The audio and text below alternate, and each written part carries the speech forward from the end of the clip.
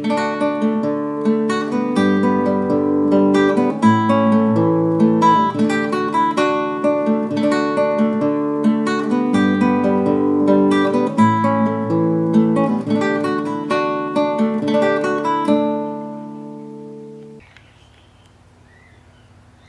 September 28th, 2012. Morning in the pumpkin patch. You can see the sunflowers are getting taller. They've cleared the fence now. And bad news in the pumpkin patch.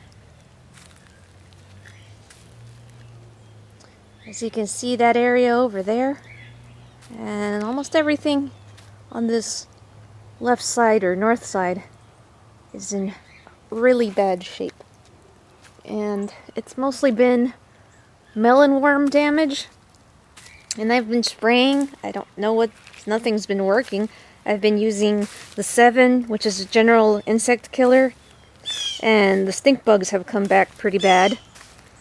And I've been using BT, which is specifically for caterpillars. It's a bacteria that once they eat the leaves, it makes them sick and they die. But it kind of sucks that they still have to eat some of the plant and damage it before they die. So it's just too bad. I mean, these are terrible.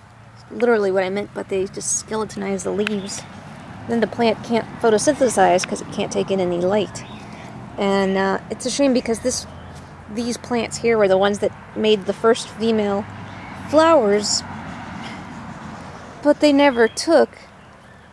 And then the other really disappointing and bad news is these 2 buckets here. The Boston Marrow, also decimated by, those are poops of the, but there's a caterpillar right there, 2 of them, of the melonworms. And then these are the, I always forget what these are called, blue Hubbard, or the green Hubbard squashers. They're already producing flowers, which is actually not good because they should be a lot bigger than this before they produce flowers. Growth tip's destroyed, so it's not going to get any bigger. That one still has a growth tip. The color's all wrong. It's this light green. And even though I've put fertilizer and that's new healthy soil, they just haven't done well. And the bugs are eating them. But it's not a total loss. When the gourds in the front are done, I'll show up a video of how I harvested them. I may replant out there. These gourds are starting to vine and go up the fence, so they're doing pretty good. Gourds in the bucket are a healthy green color. These were the ornamental gourds. I don't think they're going to make it. They look pretty bad. These are martin gourds. They're doing good. And the turkey gourds have started running up the fence. Good. It'll be beautiful if they cover everything. But this plant, a bee just came out, is doing great. This is the polar bear. It's supposed to make white pumpkins. Chickens are in the flowers. And I actually do have a white pumpkin right there. See, I got the chicken wire because I don't need the chickens going in there. Chickens like that one. Hello, Zuka.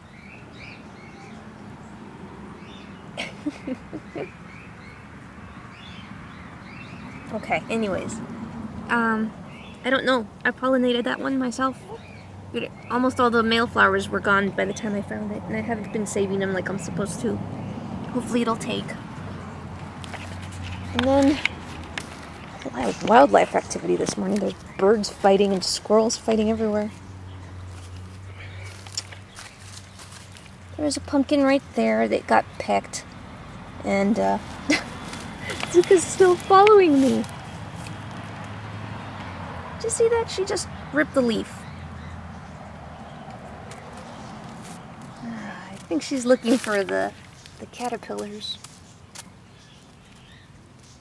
There's nothing in there, silly. Oh, she ate it. Anyways, this one had a chicken peck and it's turning yellow. It's not gonna make it. But there is one good thing here. Check this out.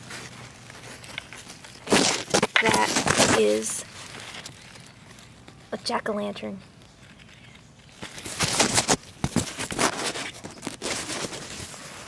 It's about the size of a small mini pumpkin right now. I'm hoping it'll keep growing. It does have a blemish, and I don't think the chickens did that. I don't know how that happened because this has been caged and they can't get in here.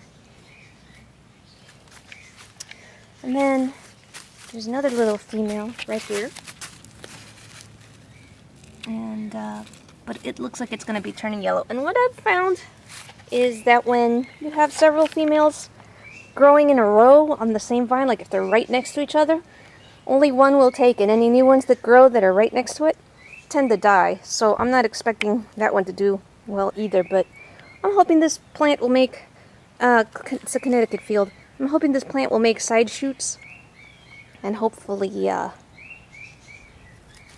make new female pumpkins. This watermelon is actually doing quite well. I hope it'll make flowers soon. This little wimpy one has its first flower, which I'm surprised that at this small it does made a flower. I think it's too small to have flowers, and the other one that's normal size hasn't made flowers yet. And then this runner, big, healthy, green leaves. I don't even know what that is. It might be a Connecticut field. So that's the patch so far this year. But every morning there's lots of beautiful, beautiful male flowers. Like that one. And I know a lot of you are done with your growing season this year, but I still watch your old videos. A lot of you like Pumpkin Girl Area 14 and Brand Eden. I'll watch your videos from, you know, back in 2008, 2009, and I'll load them up and check them out. And I love watching them in order to see your pumpkin progress, even though they're old. It just keeps us going through the year, and as long as I don't lose my patch, I'm hoping that maybe I can keep some of that pumpkin fun going through the season for those of you up north that are finished with your patches. And inside my house is actually looking very nice right now. I still gotta clean up a few more things before I do my Halloween decoration update for that. Oh, show real quick. These little tiny flowers from the melon. Look how tiny these are. The fragrant melon, but they've only ever been male flowers. I hope I'll get a melon out of these. And what's crazy is that those are supposed to make a big melon from a tiny flower like that, and a tiny plant. It's pretty funny. But yeah, so I'm hoping to make a video soon, both for the inside and eventually the outside. But I gotta clean up the front yard, and I'm going to. One of the plans I have is pull everything out of these kinds of pots that I have out there and start over, because I think I still have 3 months left, all the way up to the end of December. I still have a growing season. And I'm going to try, not pumpkins, but other types of cucurbers. So I'm going to try to grow more of the fragrant melons on their own. Maybe the oil pumpkin, because I think these other pumpkins and the weeds got to it, so it might do better in a bucket by itself. And just try different types of gourds and cucurbers that aren't regular pumpkins, and hopefully they'll do well. Alright, Des signing off. Okay, wanted to show my harvest of gourds from this year that I got from the front yard. I ended up with 6 of these pointed cannonball gourds. And they're really nice. I don't know what I'm going to do with them. I don't really have any ideas for if I'm going to paint them or This one broke. I was about to pick it and the thing came off the top, so I don't know if it'll survive or not. Looks pretty bad. This one is already shaped like a maraca. That's pretty cool. And so I got 6 of those. Here are the other 2. And then the 2 birdhouse gourds, you can see they're already starting to get into the drying up and mold process. Now this is normal. I'm going to put these outside though because I don't want to have the molds inside the house. And they'll get all gross and everything. And what you don't want is you don't want them to get soft. So I'll have to make sure because like right here it looks like it's caving in. This one may be going bad. But the little one may dry well. And they should be light and hollow. And I'll show you what one looks like when it's dried. And that's one from last year's pointed cannonball gourd, not from this crop. And this is, I've cleaned it and I've taken all the mold off of it. And it looks really nice. And that's my, Chris bought me that for this year. It's a jack-o'-lantern decoration inside the house. And like I said, I'm going to do a separate video later on of my Halloween decorations that are up. But just real quick, these 2 are new. These are for the Day of the Dead. And it's a really funny, I love how they're so colorful.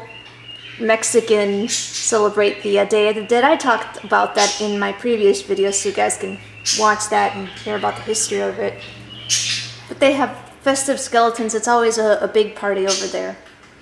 And it's to commemorate all their dead loved ones. And this came with a budgie skeleton. I had to have that. I thought it was so funny. It's so festive, even as the skeletons are all painted up. And it's supposed to be a time that you're not supposed to be sad for all the loved ones and pets that you've lost. You're supposed to be happy that they've made it to the other side. Okay, so that should be the update for this week. Hopefully there'll be a pumpkin patch update next week. Happy Halloween, garden!